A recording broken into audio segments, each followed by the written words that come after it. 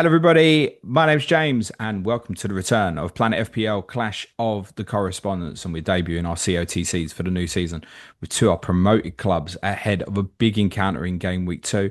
And I know many of you may need some enabling assets this weekend, and many of you are unsure whether you should start their assets or not. Firstly, let me introduce you to our Burnley correspondent. It's Jack Toner. How are you, Jack? Yes, not so bad, thank you. Just recovered from the weekend, but yeah, glad to be back. Good man. We'll get there in a sec. And our Sunderland correspondent is probably also recovering for different reasons. It's Spencer Barrowman. How are you, mate? Yeah, all good. Yeah, still flying high, I think, from the weekend. So yeah, looking forward to chatting. Good stuff, as you should be, mate. It's probably all downhill from here, just so you know, but there might be some more wins to come in the near future. Jack, reaction to Saturday's game at Tottenham? Yeah, it was fine. I think it wasn't quite probably our full strength team.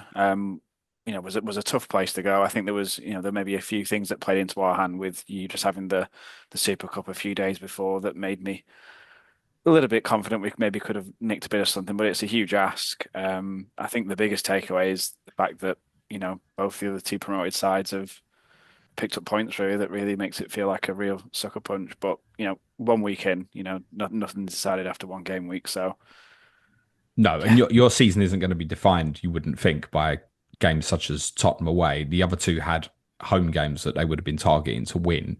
Yours obviously now arrives. And we spoke about the importance of this game a lot in pre-season, didn't we? yeah, 100%. And I'll be honest, I'm not all that confident. Spencer will probably agree in that. Sunderland were great when they came to us, last year, and they should have won if it wasn't for the freakish two James Trafford saves, really, from the two penalties. Yeah, it's a worry. I think for us in the Championship, it was all right in that we could, we could just get through the games like a Sunderland because we knew that we could pick up points in the other games, and now we have to have a different approach for that this season.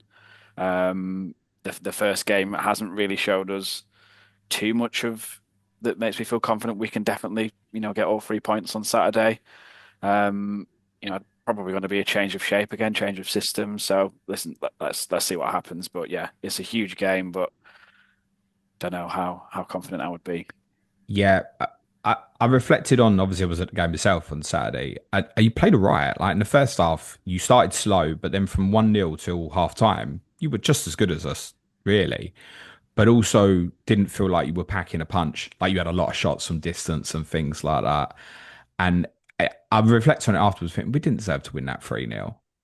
But then I'm also looking at it and going, that might be the easiest game we have this season. That's how I felt walking away from the Yeah. game. But I think it's also fair to say, Jack, that wasn't your best team at the weekend, right? No, there's definitely some players to come in. I think you know me, I was quite vocal on the fact that I thought Trafford was a better keeper than Muric, but it was Muric's shirt to lose. I thought it was a really nice touch of Parker to give, Josh Laurent his start in the Premier League. He was, not always a starter in the Championship, but came on in pretty much every game. He had a good number of starts, even so. But he was one of the people that got us there. So I thought there was a potential that he'd have chucked Ugo in at the deep end. But yeah, that's an obvious one for me that you think, he comes in for a Josh Laurent. Up front, yeah, there's definitely going to be some more reinforcements in Brozier, but whether or not he's, when we're going to see him, I don't think he's really had a preseason at all. So I imagine he's at least 4 weeks behind the curve for everyone else, regardless of his, previous injury record. So whether that they're going to take that even slower, who knows? I think we measured him last time in to Charmer, the other winger. Again, he's a bit unpredictable, so he's the unknown. So let's see what happens with him. There's definitely players we've signed. We keep signing and signing players. So I think the frustrating thing for me is out of the promoted clubs, this is now out of the last 5 seasons, our third in the Premier League, and it just doesn't feel like it. We feel so under-equipped, and we just keep signing and signing players and having to lose our best players season on season. We had It's mental stats that we had 4 players in the championship team of the season. Only one of them still plays for us, and that's from last season. We had 5 players in the team this season, 3 seasons ago. Only one of them still plays for us. It's just we just keep signing and going through players, and we in the Premier League you can't afford to not hit the ground running, and I think that's the difference for us last year in the Championship. We had that little bit of time to sort of get it to gel together, and we just obviously don't have the luxury of that in the Premier League.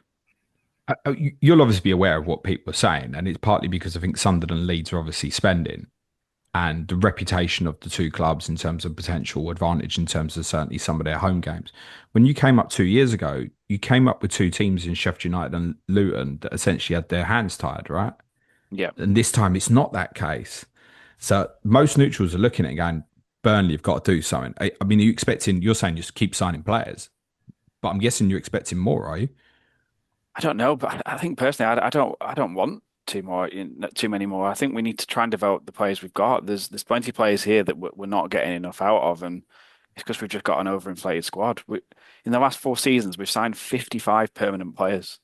It's crazy. It just can't keep on. So before ALK took over in 2021, if you go back 55 signings, it's before Dyche. It's a lad that Eddie Howe signed in Brian Stock 2000 and 2012. It's mental.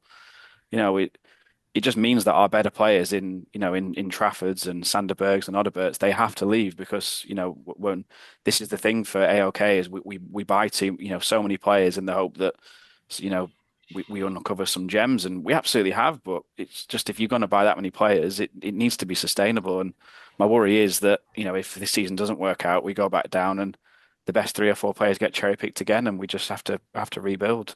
The beauty of the Dyche days is that, you'd go down and we had ultimately the same team that came back up again. So we just don't have the stability. And I think, yeah, we could go and add another 3 or 4 signings, but we've already got 7 more players in the squad than what can be registered with, take out the age restrictions and stuff. So I don't know. I don't know if So signing you players is essentially the need to answer. sell 7. That's what you're saying, basically, or Well, loan out at least, yeah, or Amdouni's injured, so he won't get registered. So that's leaves 6.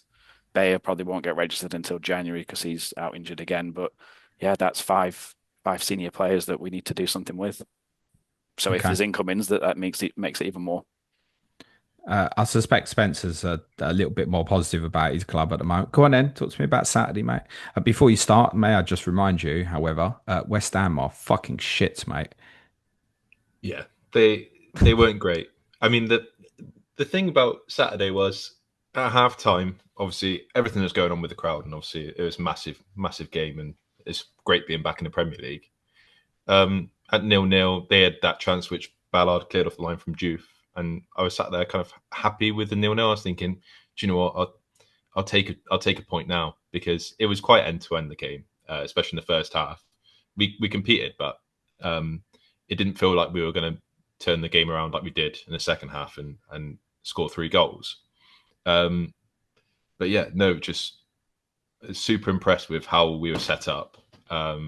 And yeah, just kind of one of those days where it felt like the sort of buzz has carried on since the playoff semi-finals, where we'd gone into them with kind of no hope.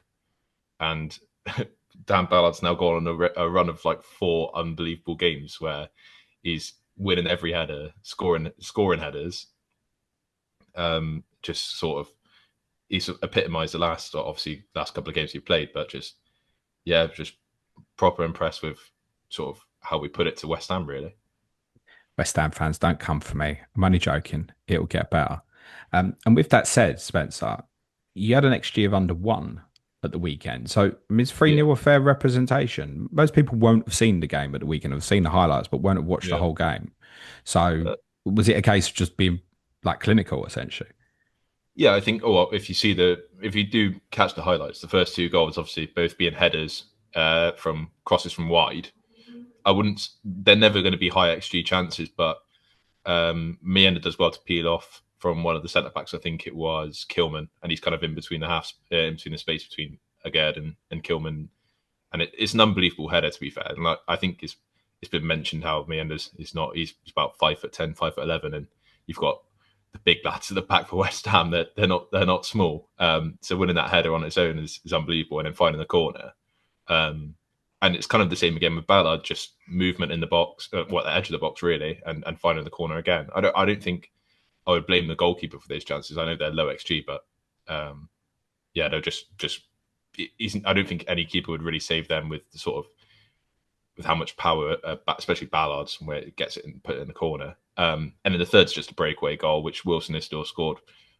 I think this is pretty much a carbon copy of every goal he scored last season, where he's cutting inside from the left and put it in the bottom corner.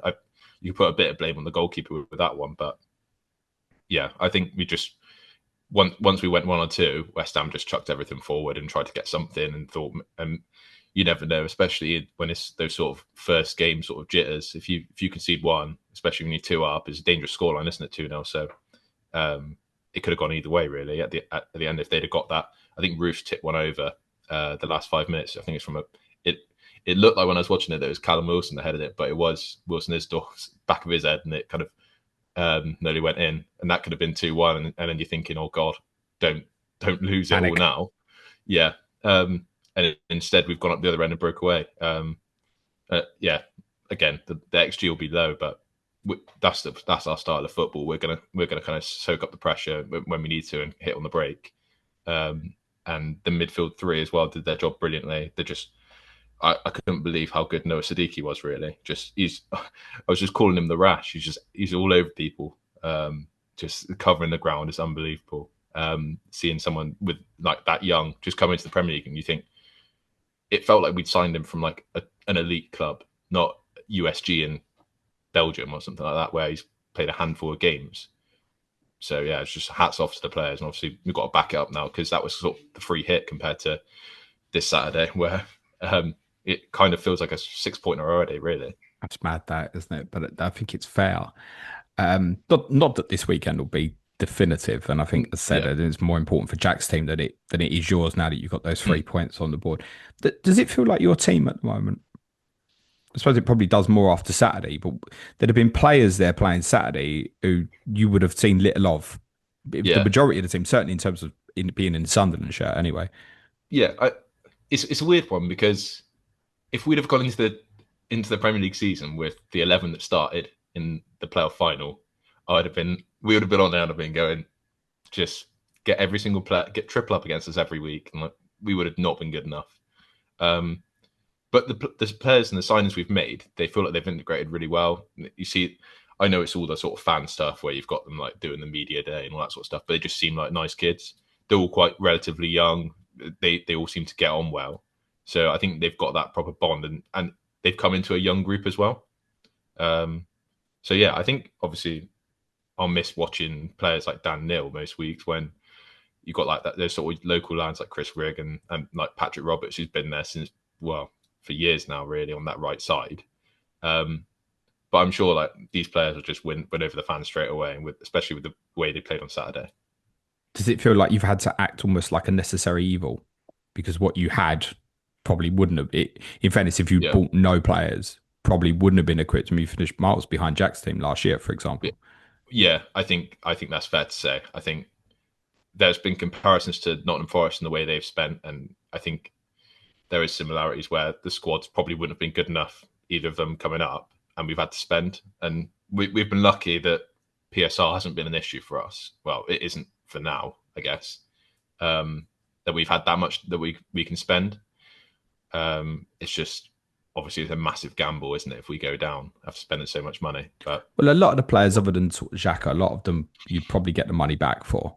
Probably at least. You would hope so. In most cases, I think. Yeah, I think other than, so Xhaka, Reynildo, maybe, and Masuaku, who was a free agent anyway. But I don't know what his signing on fee would have been like. Probably not much. But those are the only couple that I would say probably won't get the money back. But the rest of them will be all right, I think. Yeah, I guess you might be restricted a little bit next year. But then that might be under a circumstance where you've stayed up, and in which case the gamble's worth it, isn't it? Yeah, and then those players that have been here this season, they've had a full season of Premier League, and they should develop and grow. I mean, the average age of our squad, I think it might have been the lowest in the league last season, and a lot of those players will probably stay. The ones that were not playing last season, they will be gone. It's just a matter of time. But yeah, it will be interesting to see how they integrate, I guess. Do you foresee your home form being particularly important? What I mean by that is, do you think you'll have a real bias in terms of getting significantly more points at home than on the road? Yeah, I think it'll be very similar to how Leeds feels, where it's sort of, you don't want to go to Ellen Road those sort of feelings. I think it'll be the same with the stadium. Like it's going to be a packed out crowd every week. Um, because we've been away for so long, it's just everything's a cup final now, especially the home games. And I think we've got a really good away following, probably one of the best in England. So the away games will be up for it, but obviously when you go into like Liverpool away or Man City away, I'm not expecting us to turn up and get results that we shouldn't really get. But I think the crowd will play a massive part. Does that apply for you, Jack? Because obviously, again, the attendances they'll get in the ground is like double yours essentially.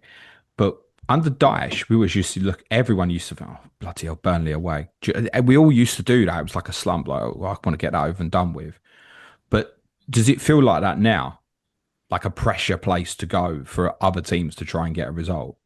Maybe not quite as much. And I think, for as great as that company season was in the Championship, that Premier League season just absolutely killed us. And I think, as a fan base, I think that's probably why I feel so negative is you just worry of kind of like what's to come. It feels like the Premier League honeymoon period is well and truly over for us. You don't have that, that initial buzz that like, Sunderland have got now that they're back. You guys could probably not happily, but go 3 or 4 games without picking up any points, and you probably still would have been this positive because it's just you're grateful to be back here. So yeah, I think for us we probably are quicker to get on the team's back now, and I think it's for some of the other reasons where like I said with some of the key signings and our best players not re-signing for us that people do get critical. It feels as though we've set ourselves up to fail a bit more than the other teams. So yeah, it's definitely not the place it was. I don't think. I think it can be, and I think it was at times last season closer to getting back there, but it needs work, and part of that is keeping hold of your best players and giving yourself every best chance of staying up and doing it. Your 5 fixtures after this weekend: United away, Liverpool at home, Forest at home, Manchester City away, Aston Villa away. Have you got to win Saturday, Jack? Yeah, it's tough. I don't think you can say any game after 2 weeks is a must win, but yeah, if you're getting towards that Villa fixture and you've still not picked up any points, then people are going to be starting pointing fingers, and I don't think pointing them at Parker will be the right thing to do. But yeah, it does feel more than a 6 point already, and it's crazy for it to be game week 2. And No, it is because with the fixtures you've got, it's not inconceivable that you are there on 0 points at the end of that. And because of the size and the difficulty of those fixtures, I don't think we go, oh, it's finished. Because then you have a run of, you might win 2 in a row suddenly, and then you're off and running quite possibly. Have you got any concerns over him? Many neutrals obviously highlight the fact he kind of walked out on Bournemouth and said they weren't good enough. Is there any danger here that he may feel that he's not got what he's wanted and walks away from it? I don't think so. I think for me, he seems a little bit more older, wiser, and sort of mature, really. I think Saturday was disappointing in terms of like that ball from Esteve for your first goal was like it's very not Esteve like. And listen, I think had we have kept it at 0-0 for much longer, then I think it would have played into our hands more. I think I worry more about Saturday's game because I think with us having to go out there and having to win and having to go and score the goals is the issue for us. So I think that's why I'm a little bit worried. I do think there's fixtures in between where the likes of Uniteds and Forest where we can try and keep it tight at the back and nick something like we did in sort of the Daesh day, so and play it a bit more ugly. And it will work. But yeah, I think when Esteve kind of just chipped a pass straight to Kudus and you come straight through, it was like, it's usually either puts that in row Z or he boots it up the pitch. So I think yeah, that was a straight away 12th minute goal. It's very hard for a place like that to pick up and get anything. So yeah, I think we might do things against some of the other teams. The sort of mid tables, top end of the table where we can grind out a few points maybe, but yeah, it's just not a nice timing to have this Sunderland game. If we'd have had a few more games in between, it would have been better, really. But it comes at a bit of an awkward time. Yeah, I don't want to kick a man when he's down, but it did amuse me that your lot went Steve, and then we Yeah, scored like 2 minutes later, and you never did it again, which I thought was yeah. quite amusing. With that in mind, Spencer, do you think that you'll go to Burnley and sit back? Or will you go there I, to try? Obviously, you'll go there and try and win the game, but do you think that your tactical ideas to do it will be right? Well, we know that the pressure is even more on them here. We will let them come onto us. it'll be interesting because I think it's kind of similar in terms of last season where we obviously we want to win, but we probably take a point now, um, because of how significant the game is for Burnley. I it's difficult to say. Obviously, our team's completely different, um, but I would assume we would sit back, allow Burnley to have a lot more possession than similar to West Ham and hit them on the break. But I guess time will tell. They may change it up. They may think we can dominate the ball with a stronger midfield. I think at times we tried that against West Ham. I think people have highlighted obviously West Ham's need for more midfield reinforcement, and I think the battle was kind of won there quite a bit on Saturday. So we might go and try and win those second balls, try and move the ball quickly through through the transition with Habib Diarra and Siddiqui. But I would not be surprised at all if we sit deep, win headers, and knock it long to Meander, Talby, and Adingra. So you mentioned earlier, Jack, about potentially changing system. You changed to what kind of looked like a back five against Lazio in the final friendly. I Yeah, would describe the weekend at Tottenham as kind of a hybrid back 4-5. It was kind of a back four when he had it. Oliver Son went really high, moved Hannibal inside. Off the ball, Son moved into right back. It was very much a back five, funneled into a 5-4-1. I'm going to guess you think you'll probably go to a back four now for I this do. game on Yeah, Saturday. yeah, I do. But it also gives you the worries that if a team's going to come and hit you on the break, if you're going to be wanting to get Walker higher up then at right back, and also we know that Hartman's an attacking left back, it is going to leave us more exposed. That would also mean Cullen playing deeper. I don't know if you saw the stat, but he created more chances than any player in game week one. He created five, so he can play that that sort of killer through ball and link it up well, which I think he did. I think the issue with us is we didn't look like scoring with the the players that it ended up falling to was more the issue. Yeah, I can see us changing it up. So whether that you know makes it a bit harder for Sunderland to plan sort of their game plan, I don't know. But I think Cal Walker's effectively wasted at right-sided centre back. I think he would sit better at in a back four and playing right back. I think I would add there as well. Obviously, with the system change, in a way, West Ham obviously playing five at the back as well. We may have noticed and gone, oh, they obviously Burnley might change, but if they don't, we've got that sort of backup, I guess. But yeah, we're gonna both teams are gonna have to be fluid on Saturday, aren't they? We're gonna have to change. The I would game's not gonna. imagine, Spencer, that your team will prepare for two different systems from Yeah, Burnley and yeah, will probably know when the lineup comes out which one it's going to be. yeah. Because Oliver's son, Jack, talk to me about him because we never spoke about him in correspondent way. It's very rare. We'd have a 4.0 would start in game week one. We never even touched on him at all. And I look back at his minutes last season for you. Didn't seem to play that much. What's the story with him? What is he as a player? Yeah. Well, his debut was against Sunderland, and within 5 minutes, he gave away a penalty. Good lad. Um, so yeah, I mean, he was a bit shaky. He came in January, didn't really get the game time, but I, I think he probably suffered with the fact that it was quite tight for us right up until the end, and with Roberts, sort of doing a number at right back, he didn't really get in there. So it's the fact that Roberts has been injured, but before that, I would have had him as part of the six players that we have to cut from the squad because they've got to come from somewhere. I don't see him as long term. I think he'll be maybe in and around the squad now. But who knows? I think he's more suited to that right wing back role. So whether it's going to be a case of when we look to play this hybrid back five that he might be preferred over a Roberts. Um, but yeah, I mean he didn't start a single championship game for us last season, and he's thrown in at the deep end on Saturday. And same for Ekdal. He said he went out on loan. We didn't play him in the championship. And I think that's just my frustrations of going, if these are two players that you really want to develop, we had them in the house last year. Why were we not looking to give these guys minutes in the championship to get them Premier League ready? So yeah, I didn't really see it coming. And for me, because we've got other 4.0 options in defence, I would, from an FPL point of view, I think Hartman and Esteve are much more nailed on picks than him. So anyone was looking at Son for a 1 week as, oh, he's 4.0. He might kind of play right wing. That's a no. I think we need to see a bit more really, because like I said, I think we could change the system. Yeah, there's a good chance we could stick with a back five, and his average positions could be getting up towards right wing, but yeah, it's a gamble. Okay. Um, Different question then. What team would you pick on Saturday? yeah, I'd go back four.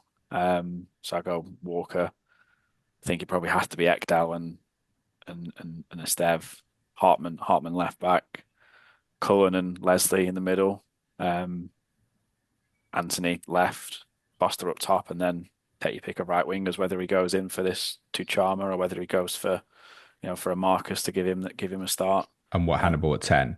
yeah, Hannibal at 10. Okay. I guess for you, Spencer, same team, is it? Same team, but Silt out for Alderete. And that's another Okay. 4 million that we kind of didn't speak about. But yeah, he got injured in about the 50th minute. And then Alderete came on and got an assist. But just look levels above Silt. And that was funny because we mentioned obviously with Son as well. That was Silt's first start in over 500 days. So he's come straight in there to Mark Bowen. It's a fair play to him.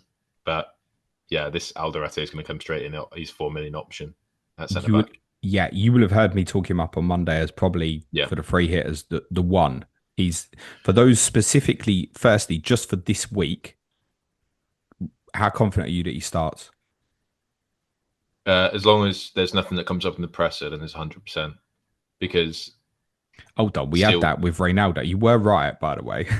yeah, But we I have know, had that I know. roughly But before, Spencer. that wasn't my fault because we keep signing players. So once we recorded, then an hour later. But yeah, no, he'll definitely start. Seal is due to go out on loan at some point. I think was Roofs, the team that he came from in the Netherlands, Nijmegen. Nijmegen, that's it. Yeah, so there's talks of him going out on loan there to kind of obviously might be part of this deal that we got with Roofs that we'd help him out there. But he needs game time and he's just not ready for the Premier League.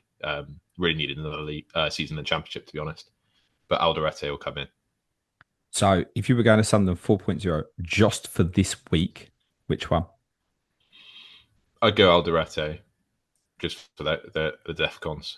It'll be interesting though to see how Reynildo does on the DEFCONs if you bring in that right winger, the new one from Lazio, Jack, because obviously if he's going at him, Reynildo's quite a defensive fullback. I'm sure we have to put a few tackles in, so that could be interesting. But I think go for the safety, go for Alderete. The assist's a bit fluky, so I wouldn't be thinking that he's going to be popping up playing passes like he's Kevin De Bruyne. But No, yeah. I guess the DEFCON side of this has two kind of narratives here. So I think I'm right in saying if we combined Silt and Alderete during the course of the game, Yeah, it would have been a DEFCON. yeah, I think I'm 99% sure it is. Yeah, it could have been. I think it might have been 9 or 10, but you would assume that they would have hit it. But Just purely then on how it went. are we expecting it in a fixture such as Burnley? Yeah, I think so. So you would expect your guys to regularly be hitting DEFCONs at centre back?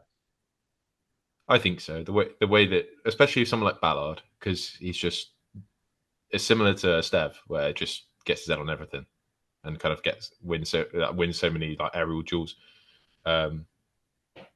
Yeah, I think that we'll hit the DEFCONs with our centre backs. Not sure about fullbacks, but centre backs should be up there.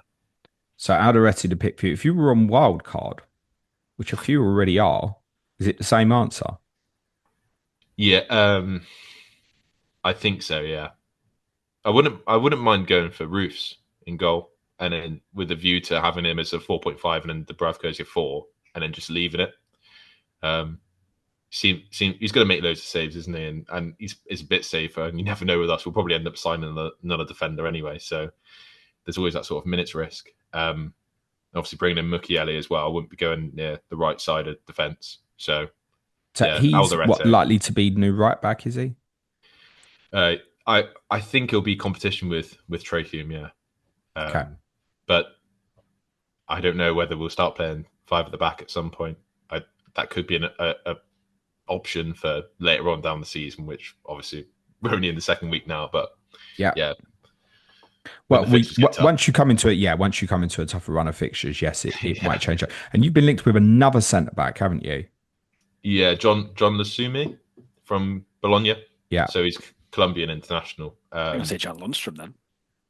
Oh, don't do that, Yeah. Lord. Yeah. So this John Lasumi has been kind of touted that we've been interested in for a while. He had a release clause of 24 million euros, and that expired last week. So I think we're trying to get a better deal for us where it's not all up front. Um, I think it'll get over the line at some point, but that's going to drag on a bit more. I'd say he's not going to be anywhere near it this game week, or I wouldn't even say the next one.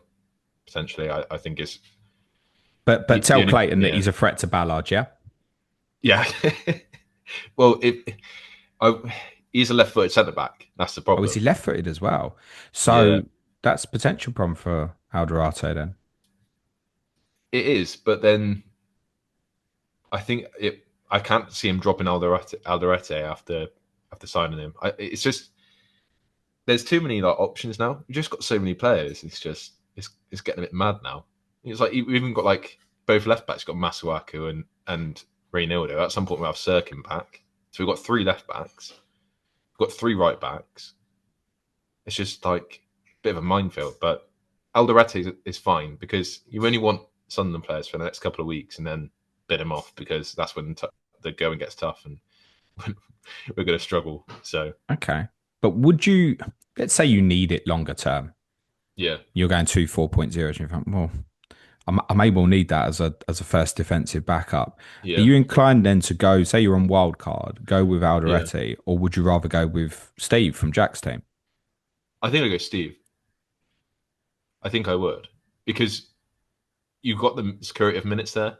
I think it's a bit up in the air with our defenders now. I think of all of them, obviously, with this Lucimi, if he doesn't sign, then Alderete is going to start every week. But it seems like we're just bringing in players every other day. So yeah, I think Esteve is a better option. I know that both sides are going to struggle anyway. We're not. It was a bit of a fluky clean sheet at the weekend, so I wouldn't be expecting us to be like getting clean sheets every week. And I don't expect us to be scoring doing a ballad and getting a goal and a clean sheet every week. So Okay. yeah, I think it's a bit go with the safer option. So Jack, Steve's still a good pick then. Yeah, definitely. I think, like I said before, it would have been a different game on Saturday had it have been tighter for longer, and we wouldn't have just leaked as many goals as what we did.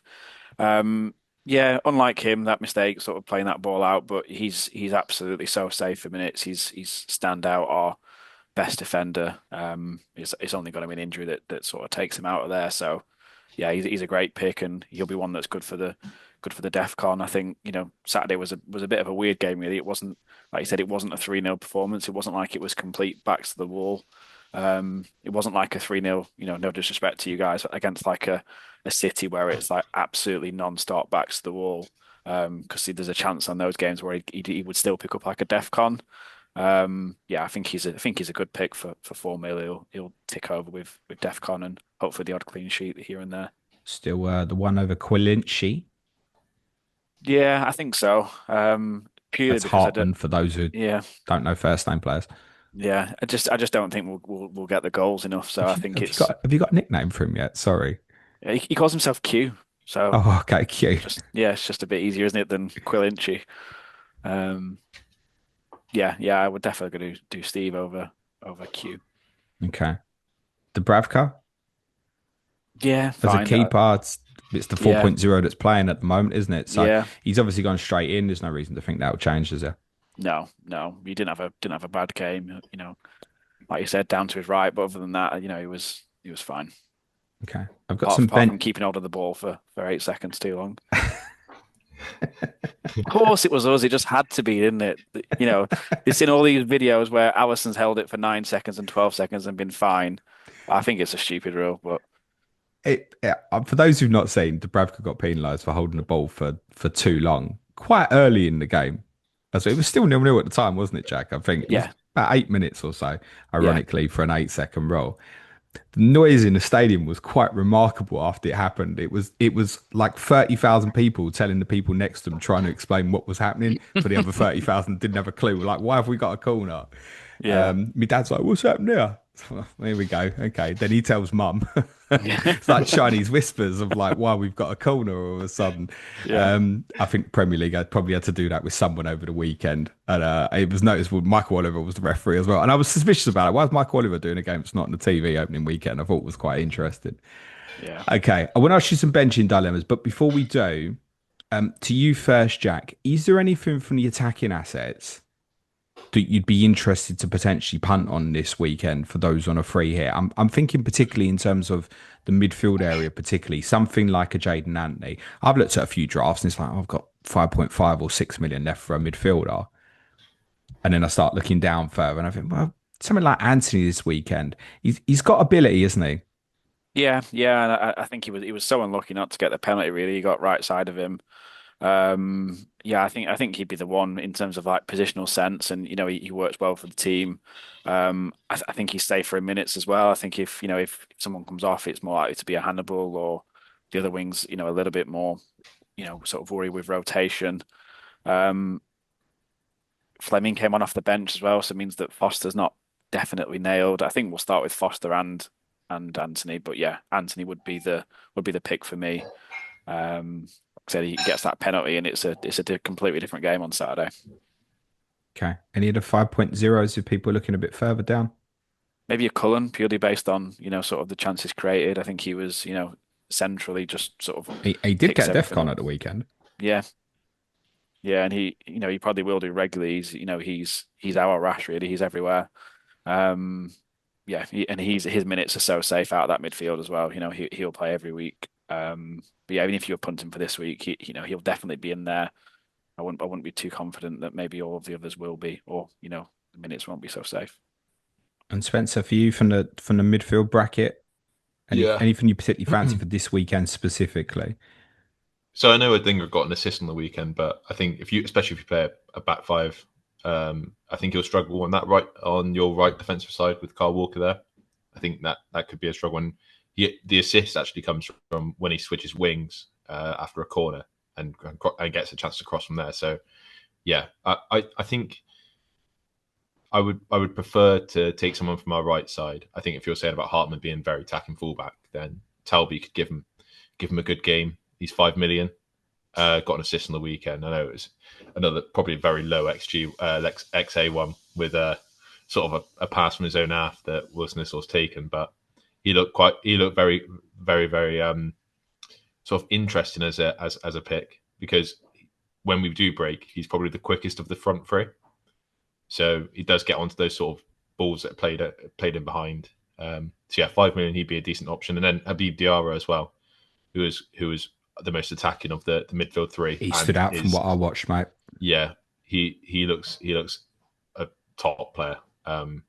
Had that chance in the first half with a good Hermansen save, which was like sort of flipped around the corner by Meander, and I mean a little bit lower, a little bit higher, probably goes in.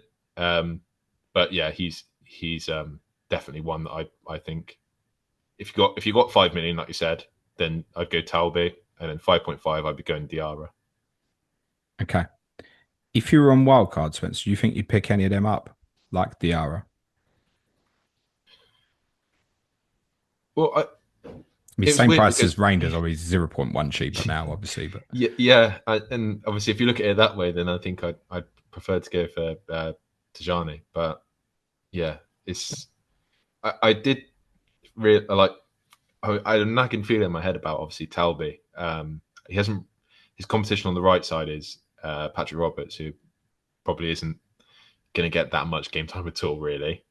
And Talby got the full 90 minutes on Saturday. So at 5 million, you can get a right winger compared to Adingra, who has got Premier League experience. But if you're going to punt on a Sunderland player, you probably want to keep him quite cheap. And he looked pretty good from what I saw on Saturday. I take it Meander starts again, does he?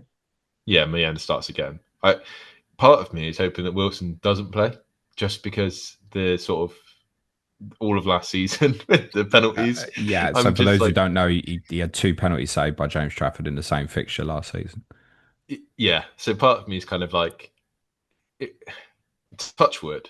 If we're winning 1-0, you bring him on for the last 10 seconds and he can go and celebrate in the corner. But yeah, Miendo will start. Is he on He, pens? oh, no one knows who takes penalties for us. It's an absolute We've had lottery. Xhaka rumoured, Spencer. Have you heard the same? Yeah. Well, that was my thinking about game week 1. And if we got a penalty, I thought they'd give it to the captain. But Habib Diarra has taken penalties before. So that's something to think about as well with that sort of 5.5 million bracket. If you're getting a midfielder on penalties, we're not going to get loads, are we? But yeah, Surely it's But the then you Isidore got redemption. He just comes and hits it down low to Dubravka's right. you part of got me two is in this anyone fixture but him. last year, Spencer. So Yeah, that's true. And they were both. Well, one of them was won by, like I said, one of them was won by Mienda, and I think it was the Faye or Sirkin that won the other one. But that was a bit dodgy anyway. But who's on yours, Jack? yeah, Wouldn't know. No, it'd be a guess. You two are Hopefully shit. a Stev. Hopefully I, it's Dev. You mean that? No. It would be great if he was, but there's not a chance he would be. do you think it'll be Lyle Foster? Foster's taken them, hasn't he? I want to say. Yeah, but he'd be so flaky. I wouldn't trust him. Maybe an Anthony. To be fair, I think Carl he'd. Walker? The Yeah, old Sean potentially. Dyche run up, Yeah, running from 50 yards out. That's a I don't know. sorry. I mean, Cole's got a rocket on him. To be fair, when he shoots, but yeah, I Smashes mean down the middle. that'd be if that's your penalty taker, that would be a sorry state. I think. I yeah, would think Foster would take it for you. I think, Jack. yeah. Yeah. I don't know how many Foster will start. So I think there's going to be there's the risk that changes as well. So Spencer, Yeah. where's Mark Go? People want to know. He was sat on the bench enjoying it on Saturday, but yeah, just I think he's just needs a couple. He needed a couple more days getting integrated with the squad. At some point, he'll come in. Whether that's limited minutes to start, I think it will be maybe 15, 20 minutes off the bench. He could feature on Saturday. So if people are looking at their teams and somehow they've got Consa red card, Would there be a I don't few know. definitely who have got things like the Bravka, Estev, Go, and going, Spencer, can you give me 1 point this weekend because I want to bench boost this? There's definitely people who've set the bench boost this week.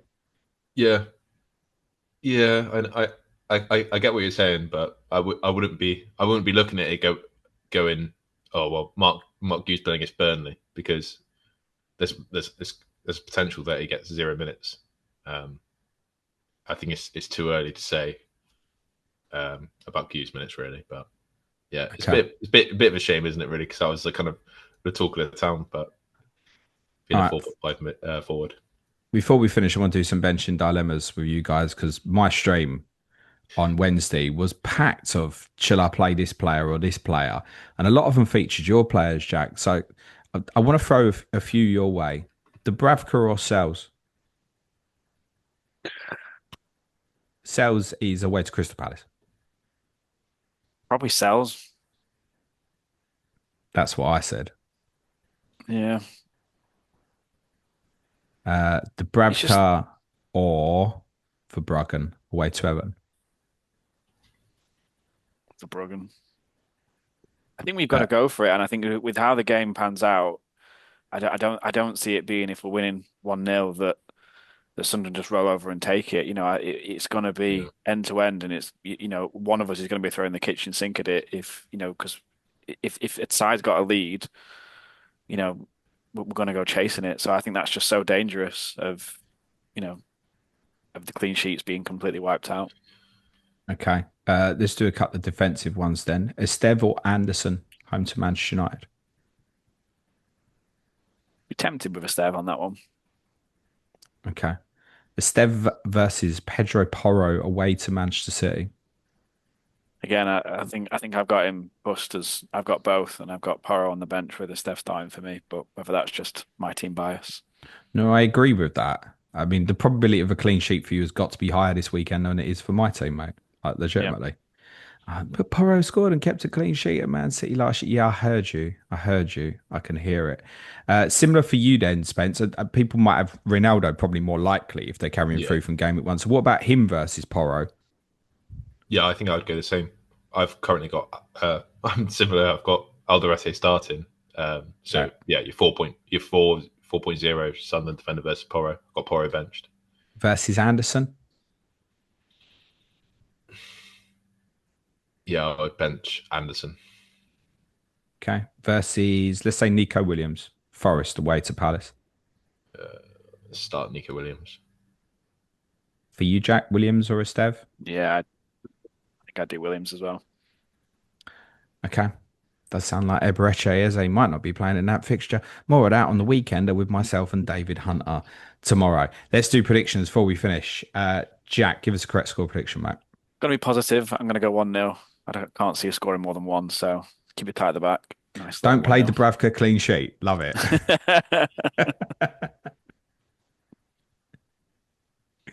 Spencer. Head says 1-1. Heart says 2-1. I think you might win, Spencer. Oh, I don't just say think that. I think that you're ready, and I don't think your team is, Jack. And I think there's a lot of pressure on it. And I said it a bit in jest on Monday's podcast, Spencer, but I don't think it's impossible that you win the next two as well and are top of the league after 3 games. I don't think that's impossible at all. Um, and then you'll have to like get Marinakis permission if you can qualify for Europe and stuff like that. You But also thought we were going to get into Europe 2 years ago, so hopefully it's the James I curse. also thought Forest were going to get in the Champions League, so don't trust my opinion. That definitely wasn't a pre-season tip, by the way. I must add. Yeah, big game for you though, Jack. I will repeat what I'd said. I don't mind saying it to your face, Spencer. I do hope Burnley win. Yeah, Because that's yeah. I think the league I needs get what it you mean. at this moment from that perspective. And I'm nervous for you, Jack, if you lose with the games afterwards, mate. So I wish you luck, and I hope that I'm wrong. But yeah, I'm possibly going to go 1-0 your team, I think, Spencer. Yeah. Gents, thank you both very much. Jack, anything you want to plug before we finish? At Turfy Topper on Twitter. That's all for me. Good man. Spencer. Yeah, same with me at FPL_Beery. But yeah, if you're not involved, get on the Patreon. Good man. Thank you very much, pal. Appreciate that. Next week's Clash of Correspondents, a big one. Liverpool versus Arsenal with Dan Lord and Adam Pritchard ahead of that big encounter in game week 3. And as already mentioned, the weekend of premiers tomorrow with myself and David Hunt. Which leaves me to say to Jack and Spencer, thank you, gents. Good luck for the weekend. Cue music, please. Man child.